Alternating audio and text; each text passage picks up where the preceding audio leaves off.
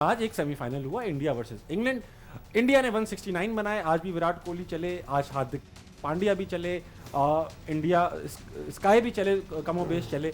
India ने एक score दिया, फॉर्मेटेबल स्कोर था, मगर इंग्लैंड ने जब चेस करना शुरू किया मोइन भाई, तो ऐसा लगा कि ये तो रेडी आए थे इस स्कोर के लिए। क्या कहते हैं कि इस कंडीशंस के अंदर नेचुरली जिस वक्त इंग्लैंड ने टॉस जीत के इंडिया को बैटिंग कराए, उनके पास एक ही ऑप्शन था कि किसी तरह रिस्ट्रिक्ट करें कम से कम टोटल पे, और उस कोशिश में कामयाब भी हुए किसी हद तक। But again 169 not a small total two chase, but जिस तरह की पिच हो गई थी और जो स्ट्रेंथ थी इंग्लैंड की, हमने कल रात को भी बात की थी कि इंग्लैंड की टीम बहुत बड़ी टीम थी, but the way they play today, positive cricket देखिए, खेली उन्होंने और पहली बॉल से ही अटैक रखा, और कहीं भी कोई रैश शॉट नहीं खेला, कहीं पैनिक नहीं हुआ, यही वो क्वालिटी थी। बिल्कुल इनफील्ड टापी है, बिल्कुल उनको पता था कि अगर विकेट इन हैंड हुई तो बहुत इजीली हो सकता है, और यही दोनों ने जो पार्टनरशिप बिल्ड की है और किसी विकेट के बगैर जो है वो आराम से जीत के चले गए इंडिया से। इंडिया आई थिंक आज प्रेशर में नजर आया, बहुत ऑफ कलर भी नजर आया, और आज ये वाहिद मैच था जिसमें सूर्य कुमार यादव ने उनके लिए रन नहीं किया और वो हार गए,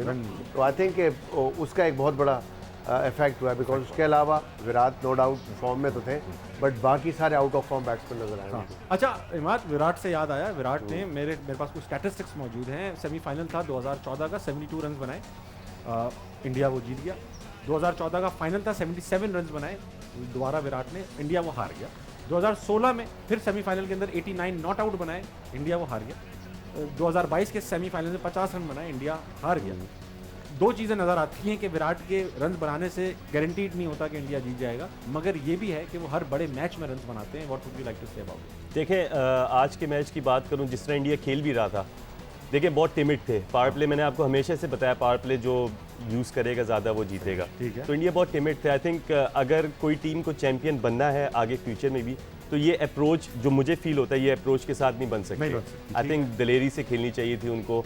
उनके पास ऐसे बैट्समैन हैं, प्लेयर हैं जो बड़ा स्कोर कर सकें। सेकेंडली, एक पार स्कोर होता है, क्रिकेट में एक टर्म्स होती है पार स्कोर, कि एवरेज स्कोर इस विकेट में कंडीशन में क्या है। आज एक बड़ी ज़बरदस्त बात मॉर्गन कर रहा था और मैं उसको मैंने नोट किया। वो कहता है एक पार स्कोर और विनिंग स्कोर में ना बहुत फ़र्क होता है। तो इस विकेट में 165 जो पार स्कोर था, लेकिन आज की विकेट देख के इनको 200 तक करना चाहिए था और फिर प्रेशर डालना चाहिए था। तो इंग्लैंड जिस तरह क्रिकेट खेलता है, हम लोग इसीलिए बाद में बात होती है कि इंग्लैंड प्रॉपर क्रिकेट खेलता है। हम लोग जो पाकिस्तान टीम है, इंडिया है, वो बॉलिंग की वजह से जीतती है। बॉलिंग ने बहुत साथ दिया है वर्ल्ड कप में भी और उससे पहले भी। तो इंग्लैंड जो क्रिकेट खेल रहा है, I think that's the way to go.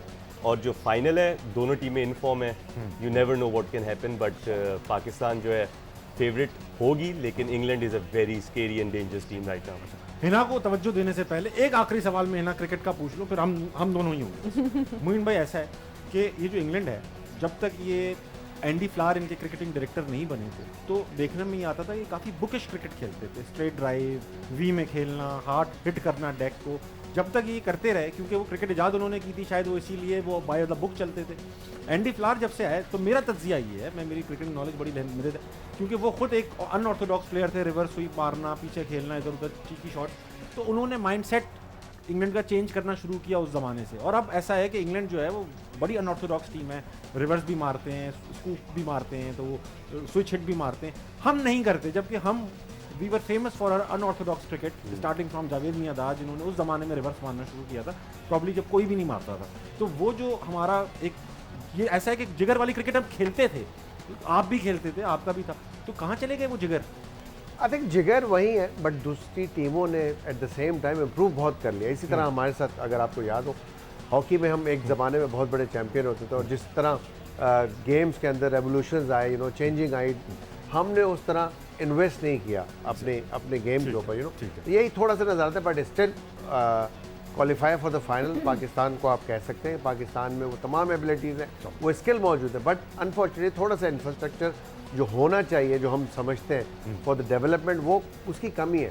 Because हम एज अ कौम ही इतने ज़्यादा टैलेंटेड हैं, हम अपनी स्किल के ऊपर कहीं ना कहीं से पहुंच जाते हैं, और ये हुआ है। आई थिंक इंग्लैंड की आपने इम्प्रूवमेंट की बात की, जब से T20 क्रिकेट में आए और T20 क्रिकेट के अंदर आके जो रेवोल्यूशन आया, वो बेसिकली इन्होंने एक पॉलिसी बनाई है, कि स्ट्रैटेजी बनाई है कि हमने अब इसी पे काम करना है। तमाम प्लेयर्स जितने भी या कोचेस जितने, उन्होंने एक टारगेट दे दिया जी, इस बैटिंग एवरेज से खेलना है, इसे स्ट्राइक रेट से खेलना है, इंटेंट नज़र आना चाहिए, नो मैटर व्हाट, विकेटें गिर जाएं।